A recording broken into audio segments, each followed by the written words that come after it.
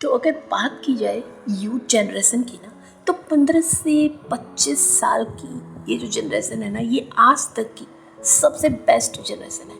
जहाँ तक मैंने जाना है, समझा है, मुझे तो आज की ये जो यूथ की पीढ़ी है ना, ये सबसे बेस्ट लगती है, क्योंकि ये दिल के साफ़ होते हैं। हाँ, इनके ड्रेसिंग सेंस, हेयर स्टाइल या फिर इनके जीने के तरीके को लेकर ना हम इन्हें हमेशा जज करते रहते हैं, बट ये जितने मेहनती होते हैं, यानी कि हार्ड वर्किंग, जितने इमोशनल होते हैं, जितने फ्लैक्सिबल होते हैं, किसी भी माहौल में खुद को ढाल लेते हैं ना, उतने शायद खुद को मैच्योर कहने वाले लोग भी नहीं होते हैं। नफ़रत और दिखावा इन्हें आता नहीं। ये तो अपने पेरेंट्स की सारी परेशानियों को खुद ही ख़त्म करने का जिम्मा कब उठा लेते हैं, इन्हें खुद ही पता नहीं चलता। ये कब अपने पेरेंट्स के सपने को अपना सपना बना लेते हैं ना, इन्हें खुद भी पता नहीं चलता, और लग जाते हैं, दिन रात मेहनत करते हैं कि किस तरह से अपने पेरेंट्स के सपने को अपने अंदर ढाल के उसको पूरा करें, और कब उनके चेहरे पे स्माइल देखें, उनकी आंखों में वो प्राउड दिखें जिसको देखने के लिए वो तरसते हैं, वो मरे जाते हैं। पर क्या वजह है कि सारी यूथ अपने इस सपने को पूरा नहीं कर पाते हैं? क्योंकि दोस्तों, वो दौड़ आपने देखी है ना, जो रेस एक होता है जिसमें कई सारे लोग एक साथ चलते तो हैं, दौड़ने के लिए स्टार्ट करते हैं, पर बीच बीच में ना उनके सामने, हर रेसर के सामने ना कुछ ऑब्स्टिकल्स आते रहते हैं, टाइम पे आते रहते हैं, और वो उनको हटा के आगे दौड़ते हैं। लेकिन कभी होता है ना, कोई गिर जाते हैं, किसी का ध्यान थोड़ा सा भी इधर उधर भटकता है तो वो वहाँ पे फंस जाते हैं, वहाँ से उनकी रेस ख़त्म हो जाती है। कुछ ऐसे करते करते लास्ट में एक कोई आगे जाता है जो सारे ऑब्स्टिकल्स को हटाते हुए, पार करते हुए विनिंग मोड तक पहुंचता है, और वही विनर कहलाता है। यही होता है इनके साथ। होता है ना, सब कुछ कभी परफेक्ट नहीं होता।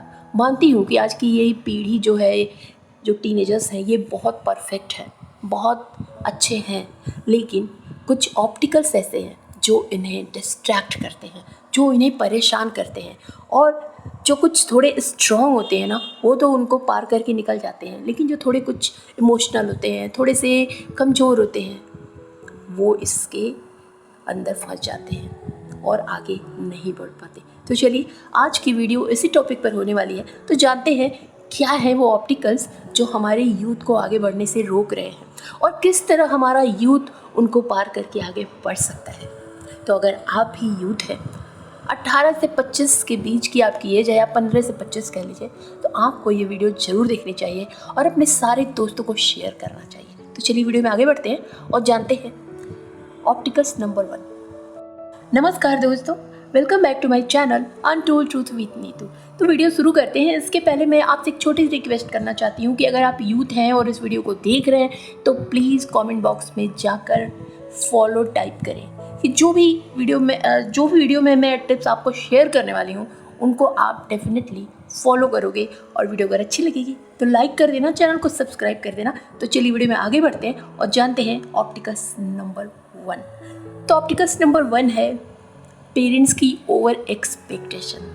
मतलब कुछ पेरेंट्स जो बहुत ज़्यादा उम्मीद लगा लेते हैं अपने बच्चों से, ये उनकी ओवर एक्सपेक्टेशन ही उनके बच्चों को आगे बढ़ने नहीं देती।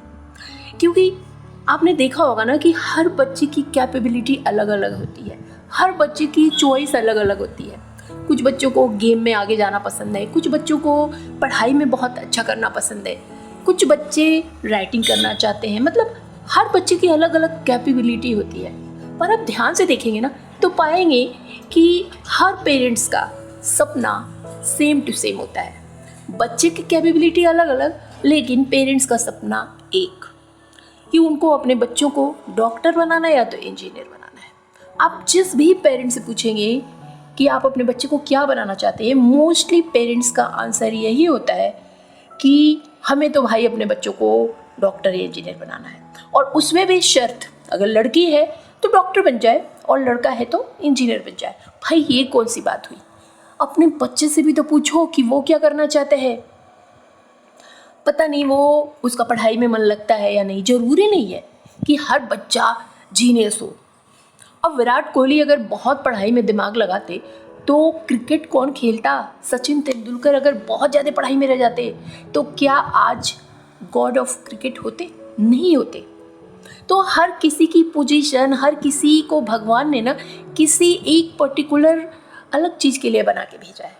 बस आपको ज़रूरत है ना उस क्वालिटी को पहचानने की, कि आप अपने बच्चे को की क्वालिटी को पहचानो। पर कैसे पहचानोगे? आपके पास तो टाइम नहीं है अपने बच्चे के पास बैठ के उसका हाल चाल लेने का। वो अपनी परेशानियों में अलग ही परेशान है, पढ़ाई देखे क्या देखे क्या देखे, पर आपके पास बिल्कुल भी टाइम नहीं है कि आप अपने बच्चे के पास बैठ के पूछ सकें कि उसकी मेंटल कंडीशन क्या है, वो किस मेंटल स्टेट से गुजर रहा है।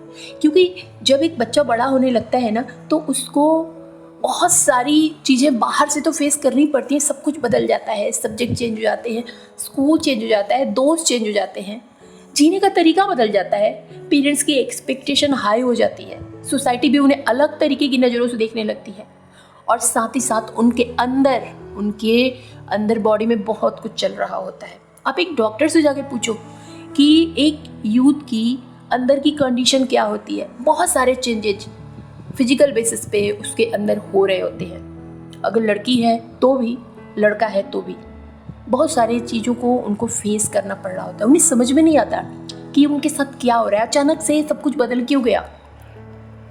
ऐसे में उन्हें एक ऐसे इंसान की ज़रूरत होती है जो बिना किसी शर्त, बिना किसी ज्ञान के बस उनके दिल का हाल सुने। तो ऐसे में वो बंदा आप हो सकते हैं। अगर आप पेरेंट्स से ये वीडियो देख रहे हैं तो मैं आपको बिल्कुल भी गुस्से में कह रही हूँ कि आपको वो बंदा बनना चाहिए। जो अगर या आप मदर हैं या फादर हैं, कोई भी हैं, पर आपको वो बंदा बन जाना चाहिए।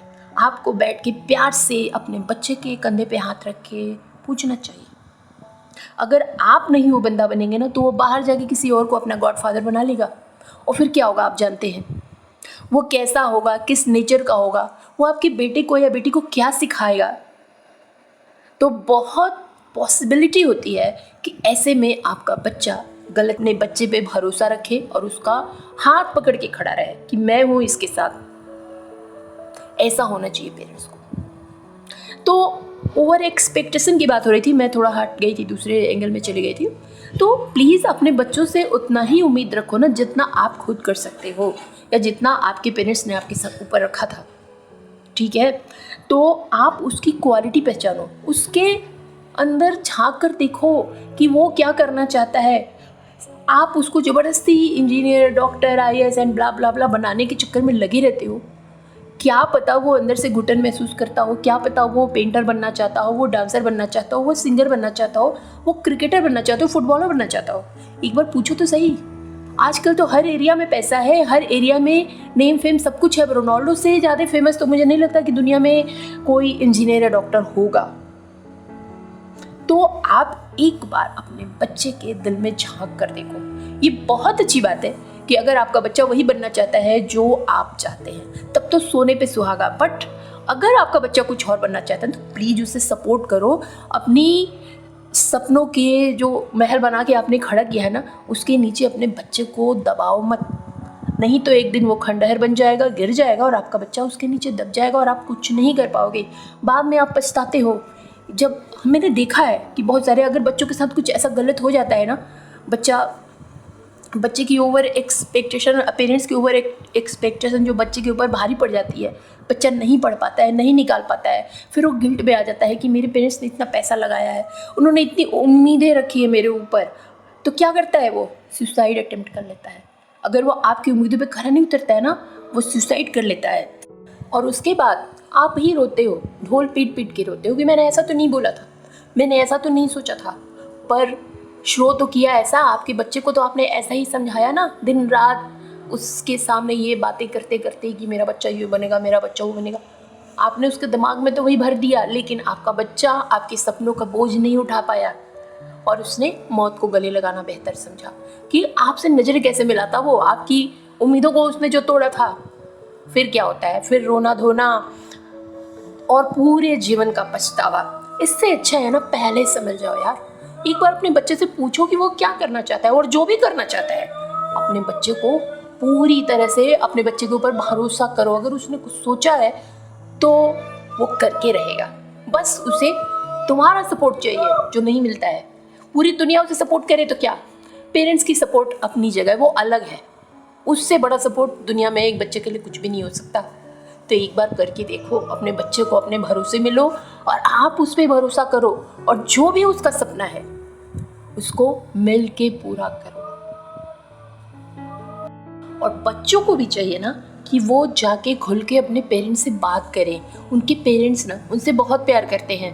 वो ऐसा नहीं है कि उनकी बात पे बिल्कुल उनकी जान ही ले लेंगे। हाँ, हो सकता है सपने टूटने पे सबको बुरा लगता है, हो सकता है उनका सपना टूटे, उनकी उम्मीदें टूटे, तो थोड़ा बहुत 1-2 दिन वो गुस्सा करें, पर ऐसा नहीं है कि वो ये चाहेंगे कि आप अपनी जान से हाथ धो लो। तो इससे ज़्यादा देर हो जाए ना, पहले ही जाकर अपने पेरेंट्स से बात करो, अपनी बात उनसे कहो, अपने लिए उनको मनाओ, जरूरत पड़ने पे थोड़ा बहुत झगड़ा भी करो, चलेगा, पर उनसे कहो। और अगर दोनों की पसंद एक ही है तब तो कोई बात नहीं, तब आगे बढ़ो। एंड ऑप्टिकल्स नंबर 2, मोबाइल का ज़्यादा यूज। ये तो सारे बच्चों की लाइफ बर्बाद करने के लिए मोबाइल का इन्वेंशन हुआ है, मैं तो यही जानती हूँ। पहले मोबाइल आया था सिर्फ बिजनेस की बातें करने के लिए, बिजनेस को आगे बढ़ाने के लिए, बिजनेस को ग्रोथ देने के लिए, पर अभी वो हर बच्चों की लाइफ को बर्बाद कर रहा है। क्योंकि है ही ऐसा, बड़े बड़े लोग, अगर कोई बड़ा ये वीडियो देख रहा है तो वो मेरी बात को एग्री करेंगे कि बड़े लोग भी अगर मोबाइल पे बैठ जाए ना और इंस्टाग्राम, फेसबुक पे, यूट्यूब पे रील स्क्रॉल करने लगे ना, तो आधा घंटा 1 घंटा कब बीत जाता है पता नहीं चलता। मेरे साथ खुद भी ऐसा होता है। फिर मैं अपने बच्चों को ये बात समझाती हूँ कि इसका यूज ज़्यादा मत करो। ठीक है, कोरोना के टाइम में हमारी नीड थी कि बच्चों की पढ़ाई उस पर होती थी, लेकिन कोरोना के बाद तो जैसे बच्चों की आदत ही बन गई, मतलब हर चीज़ मोबाइल पे आ गया है। ये बात सही है, अगर आपको कहीं भी ग्रोथ लानी है, करियर बनाना है, कुछ भी करना है तो मोबाइल तो ज़रूरी है, पर वैसे तो ज़रूरी है ही, बाद में आप अपने एंटरटेनमेंट के लिए भी यूज करते हो, तो आंखें किसकी ख़राब होती है। मैं ये नहीं कह रही कि आप मोबाइल यूज ही मत करो, क्योंकि बिना मोबाइल के तो आजकल कहीं जाना मुश्किल है। अगर लड़की हो, कहीं बाहर जा रही हो, तो डेफिनेटली मोबाइल आपके पास होगा, क्योंकि आपके बारे में पेरेंट्स को पता कैसे चलेगा कि आप कहाँ हो, कैसे हो, किस हाल में हो। तो डेफिनेटली ज़रूरी है, अगर लड़का है तो भी ज़रूरी है, लेकिन उसके लिए तो हम ज़रूरी है हम रखते हैं अपने पास। लेकिन बाद में जो बैठ के हम रील स्क्रॉल करते हैं, जो मन में आता है वो देखते हैं, जो चीज़ें हमें नहीं देखनी चाहिए वो भी हम देखते हैं, और हमारे दिमाग के किस किस कोने में वो क्या क्या असर डालती हैं उसका हमें खुद पता नहीं होता। टाइम ख़राब होता है वो अलग। मैं मानती हूँ कि सोशल मीडिया बहुत इंपॉर्टेंट है, मोबाइल बहुत इंपॉर्टेंट है, इवन पढ़ाई के लिए भी, लेकिन क्या वो जो बुक्स आपके इतनी महंगी महंगी खरीद के आती है उसका क्या अचार डालोगे आप? उससे भी पढ़ सकते हो। मोबाइल, मेरे कहने का मतलब है, उतना ही यूज करो जितना ज़रूरी है। उस पे सबसे बड़ी बात जो कंपटीशन उसमें होता है, जैसे लगता है एकदम इम्पॉर्टेंट कोई टास्क है, सुबह उठ के सबको गुड मॉर्निंग बोलना, सबके गुड मॉर्निंग का आंसर करना, ये सब एक ज़रूरी टास्क बन गया है, खासकर लड़कियों के बीच में। अगर अजीब अजीब से स्टोरी डालना, खा रहे हैं स्टोरी डाल रहे हैं, सो रहे हैं स्टोरी डाल रहे हैं, कहीं जा रहे हैं स्टोरी डाल रहे हैं, ये सही नहीं है। बच्चे, अपनी लाइफ की हर प्राइवेट बातों को दूसरों के सामने शो करना ये बिल्कुल अच्छी बात नहीं है, ज़रूरी नहीं है। नहा के आ रहे हैं, कपड़े पहने तो भी स्टोरी डालना है, फ़ोटो निकालना है, ये सब सही नहीं है। इससे आप लोग का माइंड डिस्ट्रैक्ट हो रहा है, आप लोग की लाइफ में अदर चीज़ें इंपॉर्टेंट हो जा रही हैं बिसाइड्स स्टडी, ये किनारे हो गया। तो मेरी एक बात मानो, एक दिन एक काम करो, एक चार्ट बनाओ, कितने देर आपने स्टडी किया, कितने देर आप अपने पेरेंट्स के साथ बैठे, कितने देर आपने टीवी देखा, कितने देर आप बुक्स पढ़े, आपने राइटिंग करी, और कितने देर आपने मोबाइल यूज किया। ईमानदारी से, ऑनेस्टी होनी चाहिए भाई। देखो, आपको अपनी लाइफ को ठीक करना है ना, ऑप्टिकल्स हटाने हैं तो ऑनेस्टी होनी चाहिए। तो सब कुछ का चार्ट बनाओ, और उसके बाद देखो कि सबसे ज़्यादा टाइम आपने कहाँ दिया। जाहिर सी बात है कि मोबाइल का टाइम रेशियो सबसे ज़्यादा उसमें आएगा, सबसे ज़्यादा आपने मोबाइल यूज किया होगा। तो अगर ये सच होता है ना, तो आप सोचो कि जो अपने कीमती टाइम को आप बर्बाद कर रहे हो मोबाइल देखकर, दूसरों की चीज़ों को, क्रिएट की हुई चीज़ों को देख रहे हो, इससे आपके लाइफ में कोई ग्रोथ ऐड नहीं हो रहा है, उसकी लाइफ में ग्रोथ ऐड हो रहा है जिसकी कंटेंट आप देख रहे हो। समझ में आ रहा है? और वो भी आपके लिए इम्पोर्टेंट कितना है। अगर आप कुछ ऐसा देख रहे हो जिससे आपके करियर में कुछ ग्रोथ आने वाला है, आपकी स्टडी में कुछ ग्रोथ आने वाला है, तो ठीक है। लेकिन अगर आप कुछ ऐसी चीज़ें देख रहे हो जो सिर्फ आपको इंटरटेनमेंट दे रही है, बस उससे आपकी करियर में, आपकी लाइफ में क्या ग्रोथ ऐड होगा? ये उसकी लाइफ में ग्रोथ ऐड करेगा जिसकी वीडियोस आप देख रहे हो, जैसे कि मैंने पहले बताया। तो फिर आपकी लाइफ का क्या? इसके बारे में कौन सोचेगा? इसकी ग्रोथ को कौन देखेगा? ठीक है, तो मोबाइल को कम यूज करो, ये सबसे बड़ा ऑब्स्टिकल्स है आपकी लाइफ का। एंड तीसरा ऑब्स्टिकल्स है फियर ऑफ फ्यूचर। मतलब हर बच्चा जब टीनेज में आता है ना, तो वो सोचता है कि आगे वो क्या करेगा, अपने फ्यूचर के बारे में तरह तरह की प्लानिंग करता है, तरह तरह की चीज़ें सोचता है। इवन कभी कभी वो अपनी सोच में इतना आगे चला जाता है ना कि वो अपने सपने को बिल्कुल रियल हकीकत में पूरा होते हुए देखने लगता है। ठीक है, देखने लगता है, लेकिन फिर जब वो रियलिटी में वापस आता है ना और अपनी कैपेबिलिटी को देखता है कि वो क्या कर रहा है, कितनी देर पढ़ाई कर रहा है, क्या कर रहा है, ये एग्ज़ाम तो बहुत टफ आता है, और ये सारी चीज़ें सोच के ना, कितने बच्चे एग्ज़ाम देते हैं उसमें से कुछ ही निकाल पाते हैं, ये सारी बातें सोच के ना वो बिल्कुल प्रेशर में आ जाता है, एकदम डर जाता है। और यही डर उसको अब स्टेप उठाने नहीं देती, क्योंकि कहीं ना कहीं उसके दिमाग में ये बैठ जाता है ना कि इतना बड़ा करियर वो कैसे स्टेब्लिश कर सकता है, कैसे वो इतनी बड़ी बड़ी चीज़ें कर सकता है। और वो डर के मारे ना अपना पहला कदम ही उठाना भूल जाता है। जैसे वो अपना पहला स्टेप लेने की कोशिश करता है, वही डर उसको फिर से चपेट लेता है और वो फिर से पीछे हो जाता है। ऐसे में ना आपको ज़रूरत है अपने कॉन्फिडेंस को वापस लाने की, अपना कॉन्फिडेंस रीबिल्ड करने की, अपना विल पावर स्ट्रॉन्ग करने की, और ये सोचने की कि मुझे खुद पे भरोसा है, मैं कर सकता हूँ या कर सकती हूँ। ऐसा कोई जगह नहीं है जहाँ पर इंसान ना पहुँचा हो। आप सब जान रहे हैं साइंस एंड टेक्नोलॉजी इतना आगे बढ़ गई है, आखिर उसे भी किसी इंसान ने किया है ना। तो ये सारी चीज़ें तो बहुत छोटी छोटी चीज़ें हैं, आप डेफिनेटली कर सकते हो। जैसे कि मैंने पहले बताया, आप सब यूथ के अंदर बहुत पावर है, बस ज़रूरत है ना उसको सही जगह पे इस्तेमाल करने की, सही चीज़ समझने की। तो फ्यूचर से कभी मत डरो, वो डराने के लिए नहीं होता, वो मोटिवेट करने के लिए होता है। उल्टा आप मोटिवेट हो जाओ कि वाह आप कितने अच्छे लग रहे हो अपने फ्यूचर में, कितनी अच्छी ड्रेसिंग सेंस है, आपने क्या क्या कर लिया है, और इन सब से डरने की ज़रूरत नहीं है, और स्ट्रांग होकर आगे बढ़ने की ज़रूरत है। एंड नेक्स्ट ऑब्स्टिकल्स है जो सबसे भयंकर और सबसे खतरनाक है, किसी भी रिलेशनशिप में पड़ जाना आसानी से। वो जो यूथ होते हैं ना, उनको बहुत जल्दी हर चीज़ अट्रैक्ट करती है, खासकर अपोजिट जेंडर के लोग बहुत ज़्यादा अट्रैक्ट करते हैं अपनी तरफ। अगर लड़का है तो लड़की, और लड़की है तो लड़का, जाहिर सी बात है। लेकिन आप सोचो कि आप जिस कंडीशन में हो, क्या उसी कंडीशन में पूरी लाइफ कोई आपके साथ बिता सकता है? आप ये सवाल पूछो, खुद से पूछो, जो आपके साथ है उससे पूछो, क्या आप इसी सिचुएशन में पूरी लाइफ रह सकते हो? नहीं ना। मैं ये नहीं कह रही कि आप किसी की तरफ अट्रैक्ट मत हो, ये तो नेचुरल है, ये अट्रैक्शन जाहिर सी बात है सबके साथ होता है और पूरी तरह से नेचुरल है।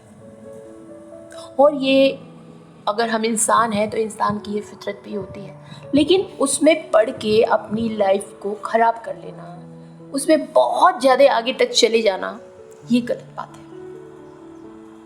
आप अगर साइंस पढ़ते हो, स्टूडेंट हो, तो आप जानते होंगे कि हर चीज़ का एक समय होता है, एक पड़ाव होता है, उसके बाद उसका स्टेप आगे बढ़ता है।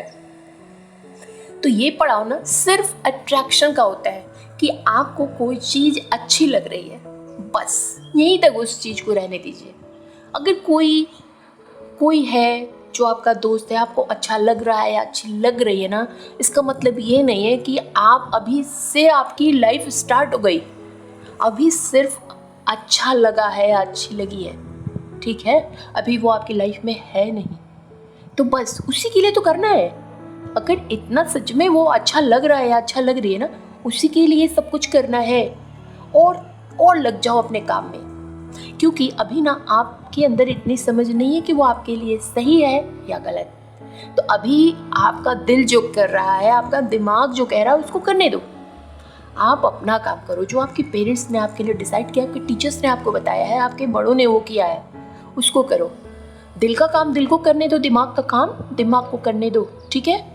अभी वो सिर्फ आपको अच्छा लगा है, अभी वो उसकी क्या सिचुएशन है, वो आपकी लाइफ में आएगा या आएगी, है ना, या नहीं, ये तो बात की बात है। पर इसके पीछे पड़ के रात रात भर जगना, रात रात भर सोचना, घंटों घंटों बैठे रहना, ख्याली पुलाव पकाते रहना, ये सारी चीज़ें बहुत टाइम टेकिंग होती हैं और आपकी लाइफ को ख़राब कर रही हैं। बाद में क्या होता है, अब सामने वाले बंदे की सच्चाई पता नहीं क्या है, आप क्या सोच रहे हो या आप क्या सोच रही हो, और वो उसकी सच्चाई क्या है।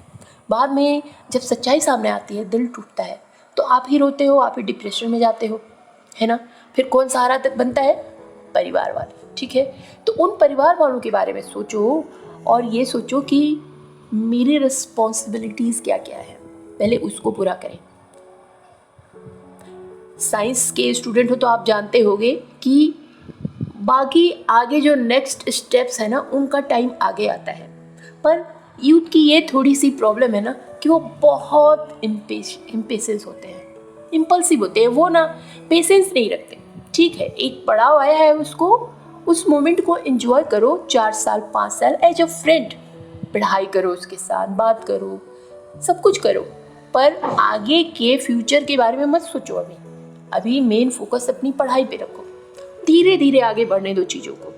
अगर वो आपका सच्चा दोस्त होगा और वो भी वही फील करता होगा जो आप करते हो ना, तो डेफिनेटली आपके फ्यूचर के लास्ट मोड़ तक वो आपके साथ जाएगा, आपके साथ रहेगा, और वही आपका रियल लाइफ पार्टनर होगा। तो ऐवे ही किसी रिलेशनशिप में पढ़ के अपनी लाइफ को ख़राब मत करो। And next opticals, peer pressure, यानी कि आपके आसपास जो भी चीज़ें लोग कर रहे हैं ना, उसके लिए अट्रैक्शन, खिंचाव, दबाव कि आपको भी वो करना है। ये गलत बात है ना बच्चे। हर किसी की लाइफ उसके सिचुएशन के अकॉर्डिंग चलती है, उसकी एबिलिटी के अकॉर्डिंग चलती है। तो ये गलत बात है कि दूसरों को देख के हर चीज़ करना। आपकी जो रियलिटी है, आपको हमेशा उसके साथ रहना चाहिए। सपोज करिए आप पढ़ाई की तैयारी कर रहे हो, आपका एग्ज़ाम है कल, और आपके बाकी दोस्त कहीं पार्टी कर रहे हैं और वो बार बार आपको कॉल पे लगे हुए हैं कि आ जाओ आ जाओ आ जाओ। अब आपके ऊपर इतना प्रेशर पड़ जाता है ना कि आप पढ़ाई लिखाई बंद करके बुक को किनारे रखते हो और चल पड़ते हो। उसके बाद क्या होता है, आपका 2 दिन बर्बाद हो जाता है। वहाँ से आओगे पार्टी करके, आपकी पढ़ाई तो आज की तो गई, दूसरे दिन भी आप उन्हीं ख्यालों में खोए रहोगे कि पार्टी में क्या हुआ, कौन कैसे डांस किया, कौन क्या खाया, कौन क्या पहना था। तो ये सब चीज़ें ना आपको डिस्ट्रैक्ट करने के लिए नेचर भेजती है। मैंने जो रेस के बारे में बताया ना कि कोई भी रेस इतनी आसान नहीं होती, तो ये आपके करियर की रेस है, ये इतनी आसान नहीं, आपकी लाइफ की रेस है। इसमें जगह जगह ऑब्स्टिकल्स आएंगे, आपको दिमाग लगाना है कि इसको कैसे पार करके आपको आसानी से बाहर निकलना है। आप बिल्कुल क्लियर रखो ना अपनी चीज़ें, अपनी लिमिट डिसाइड कर दो कि बस मैं यहीं तक आ सकता हूँ या आ सकती हूँ, इसके आगे नहीं। मेरे पेरेंट्स मुझे जाने नहीं देंगे या मेरे पेरेंट्स इसकी इजाज़त नहीं देंगे। आप तो हर चीज़ अपने पेरेंट्स के ऊपर डाल के आ सकते हो आसानी से ना, कोई बुरा भी नहीं मानेगा, क्योंकि सब जानते हैं कि मतलब पेरेंट्स का तो ऐसा ही बना रहता है ना कि वो बहुत खड़ूस होते हैं या ऐसे वैसे होते हैं, गुस्से वाले होते हैं, तो सारे दोस्त आपकी बातें आसानी से मान लेंगे। मैंने तो अपने बच्चों को यही सिखाया है कि अगर बाहर में कोई चीज़ें कुछ करने के लिए कोई प्रेशर डाल रहा है ना, बस पेरेंट्स के ऊपर कह के चले आओ कि मेरी मम्मी तो बहुत खड़ूस है, मेरे पापा भी बहुत खड़ूस है, वो लोग मुझे करने नहीं देंगे। आपकी दोस्ती भी बनी रहेगी और आपकी पढ़ाई भी होती रहेगी। आपके दोस्त आगे से आपको किसी भी फालतू चीज़ में इन्वॉल्व करने की सोचेंगे भी नहीं। तो ये पीयर प्रेशर कि उन्होंने ऐसे हेयर स्टाइल कर ली तो मेरे को भी करना है, उनका सूट ऐसा है तो मेरे को भी वही पहनना है, दिखावे की ज़िंदगी, जैसा कि मैंने पहले कहा कि आज के यूथ में दिखावे की चीज़ें नहीं है, तो इससे ना दूर रहो। नेक्स्ट ऑप्टिकल्स है सुंदरता के लिए अट्रैक्शन, खिंचाव, यानी कि बहुत आजकल जो यूथ है ना, इसको रियल और आर्टिफिशियल में अंतर नहीं पता होता है। कुछ चीज़ें देखने में बहुत सुंदर लगती हैं, बहुत बाहर से अच्छी होती हैं, पर अंदर की रियलिटी कुछ और होती है। और इसी चकाचौंध में आजकल का यूथ गुम हो रहा है, धीरे धीरे गायब हो रहा है। इसी रेस में दौड़ रहा है, सुंदरता के पीछे भाग रहा है, फेक चीज़ों के पीछे भाग रहा है। रियल चीज़ें उसके आसपास हैं पर उसे दिखाई नहीं दे रही हैं। इन सब चीज़ों में बहुत कॉमन सी चीज़ है प्यार, मोहब्बत, विश्वास। वो उन्हीं लोगों पे विश्वास करते हैं, भरोसा करते हैं जो देखने में बहुत हैंडसम हैं, ब्यूटीफुल हैं, अच्छे हैं। लेकिन जो लोग बुजुर्ग हो गए हैं, बूढ़े हो गए हैं, जो देखने में उतने अच्छे नहीं, उनका हमेशा यूथ मजाक उड़ाते हैं। गलत बात, उनसे सीखना चाहिए। कभी जैसे आप किसी बिल्डिंग में रहते हो, उसमें कोई बूढ़े बुजुर्ग दादाजी हैं जिनका आपने कई बार मजाक उड़ाया होगा, कैसे चल रहे हैं, कैसे बैठे हैं, कैसे बोल रहे हैं। लेकिन एक बार जाकर उनके पास बैठो और देखो, उनके पास ज्ञान का खजाना है। वो बहुत सारी ऐसी चीज़ें आपको बताएंगे ना जिनसे आपको अपनी लाइफ में ग्रोथ करने में बहुत हेल्प मिलेगी। क्योंकि वो देखने में भले अच्छा नहीं है, उनका चेहरा, उनका ऑरा, उनकी पर्सनैलिटी, पर उनके अंदर इंटेलिजेंस, ये एक्सपीरियंस कूट कूट के भरा हुआ है। उन्होंने आपसे तिगुनी चौगुनी दुनिया देखी है और वो आपसे ज़्यादा समझदार हैं। तो ये दिखावे की दुनिया के पीछे, सुंदरता के पीछे भागना बंद करके ना, जो सच है, जो रियल है, उसके पीछे जाओ। अच्छा, आप कभी ऐसे देखा होगा कि सबकी माँ बहुत ब्यूटीफुल होती है? नहीं ना। किसी की माँ थोड़ी सांवली होती है, किसी की माँ गोरी होती है, किसी की माँ बहुत सुंदर है, किसी की माँ थोड़ी नहीं अच्छी होती है। लेकिन क्या कोई बच्चा अपनी माँ को ख़राब कहता है? क्योंकि वो अपनी माँ को अंदर से जानता है, वो अंदर से महसूस करता है कि मेरी माँ अच्छी है तो है। यहाँ पर आप बायस नहीं होते। इसी तरह ना आपको लाइफ में किसी भी जगह बायस नहीं होना है। हर जगह आपको रियलिटी को ही चूज करना है, आर्टिफिशियल को किनारे कर देना है। बहुत कम ऐसा होता है ना कि जो चीज़ें रियल हैं वो ब्यूटीफुल भी हैं, या फिर जो आर्टिफिशियल हैं वो रियल भी हैं। बहुत कम ऐसा होता है। पर जब ऐसा मिले तो ठीक है, लेकिन अगर ऐसा नहीं है ना, तो ऐसी चीज़ के पीछे भागो जो रियल है। जैसे क्लास में टीचर्स बहुत पढ़ाते हैं, लेकिन हम जो आज की यूथ है उनकी बात कर रही हूँ, वो किसकी बात ज़्यादा मानते हैं? जो बहुत हैंडसम टीचर होगा या बहुत ब्यूटीफुल टीचर होंगी, उनकी बात ज़्यादा मानेंगे। भले उनके पास नॉलेज कुछ भी नहीं, वो आपको अच्छे से कोई भी चैप्टर क्लेरिफाई नहीं कर पा रहे हो, पर आप उन्हीं की बात मानोगे जो बहुत देखने में अच्छे हैं। तो इनके पीछे भागना बंद करो। एंड नेक्स्ट ऑप्टिकल से लड़ाई झगड़ा, मूड स्विंग्स। तो आज की जो टीनेज है ना, उनका मूड बहुत स्विंग होता रहता है। कभी हंस रहे हैं, कभी गुस्से में आ गए, कभी कुछ, कभी किसी से लड़ाई कर लिया, कभी किसी से झगड़ा हो गया। ये सारी चीज़ों से बाहर निकलो, ग्रो अप। क्योंकि अब आप मैच्योरिटी की तरफ जा रहे हो। जितने ज़्यादा आप अपने बिहेवियर में मैच्योरिटी लाओगे ना, उतने ही जल्दी आपकी लाइफ में ग्रोथ होगा। क्योंकि सक्सेस हमेशा ग्रोथ से मिलती है, और ग्रोथ तभी आती है ना जब हम मैच्योरिटी की तरफ भागते हैं।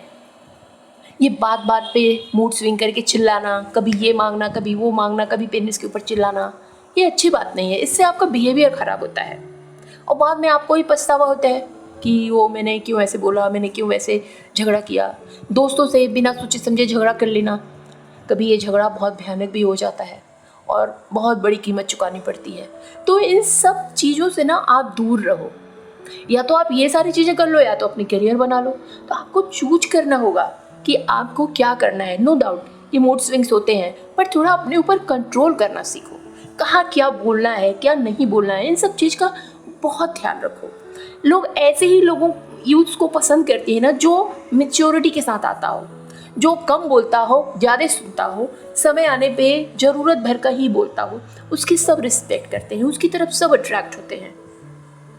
ज्ञान तभी देता हो जब कोई मांगे, उतना ही बोलता हो जितना ज़रूरत है, उतने ही कदम बढ़ाता हो जितना ज़रूरी है। तो इस तरह के बनो। मूड स्विंग करने से कुछ नहीं होता। जब लग रहा है कि कुछ अजीब सा हो रहा है, अच्छा नहीं लग रहा है, गुस्सा आ रहा है ना, तो बिल्कुल डीप ब्रीथिंग करो, मेडिटेशन करो। सुबह उठ के 5 मिनट मेडिटेशन करो ना, आपकी ये सारी प्रॉब्लम दूर हो जाएगी। इससे क्या होता है ना, आपका माइंड डिस्ट्रैक्ट होता है, आप पढ़ाई से दूर जाते हो, आपकी नज़र मतलब आप पेरेंट्स की नज़र में बुरे बच्चे बनने लगते हो, धीरे धीरे सोसाइटी भी आपको बुरा करने लगती है, सब आपसे दूर होने लगते हैं। तो मैच्योरिटी लेके आओ। तो दोस्तों, ये थे कुछ ऐसे टिप्स जो मैंने बहुत सोच समझ के रियल लाइफ में जो मैं अपने बच्चों के ऊपर अप्लाई करती हूँ ना, वही आपको बताया है, और जो मैं उनसे समझती हूँ वही रीज़न मैंने दिया है। आई होप आपको वीडियो अच्छा लगा हो तो एक लाइक कर देना, चैनल को सब्सक्राइब करके अपने नियर एंड डियर को बहुत सारा शेयर करना। जो भी आपके नज़र में ऐसे लोग हैं तो उनको ज़रूर शेयर करना, और मैं मिलती हूँ आपसे नेक्स्ट वीडियो में। Till then bye bye.